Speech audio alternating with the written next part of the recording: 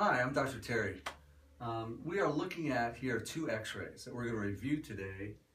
And this was a patient who had searing pain down his left arm and in his neck with two bone spurs that you'll see here in a moment as we review this x-ray that literally were digging into his spinal cord.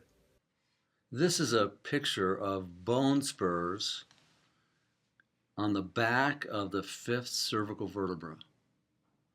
So the cervical vertebra, of course, of the neck, these would be the points in the back of the neck, right here, that we could feel as we run our hand down the back of our spine.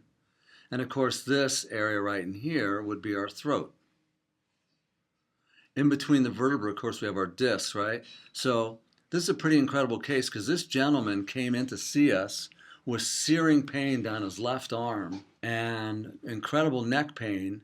And when we took an x-ray, notice what you see here, how these points are growing off of the back of the bone, which of course are called bone spurs. This is in a funny way and actually a protective mechanism that the body uses, the brain uses, to start to fuse bones together. So what's happening here is the vertebra, the back of the vertebra, which I'm going to outline with this line right here,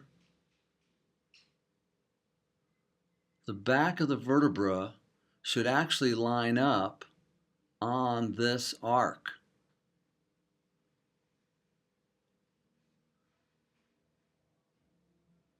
Now, when the vertebrae move out of place, be it in your neck or in your low back, that will cause osteo for bone, blastic with a B-L-A-S-T-I-C activity.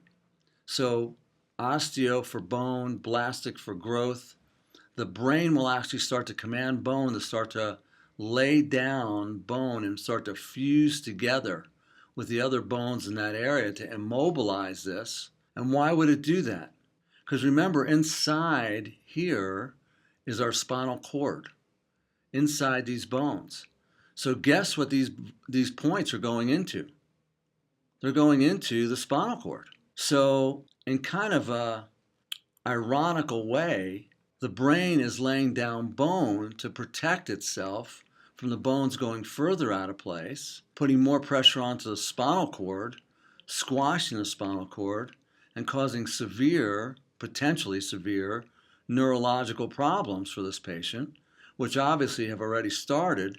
But in the process of doing so, now you have these points which haven't really fused together yet, this area, and now you have these sharp, like daggers going into the spinal cord.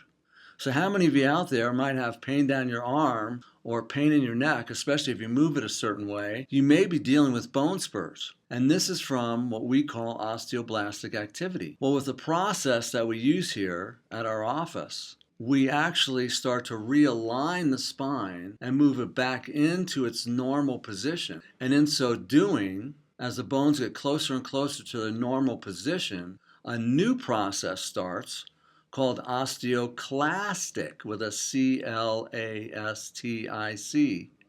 clastic activity. And notice over here as we travel to the right, notice how this bone is smooth right back and through here.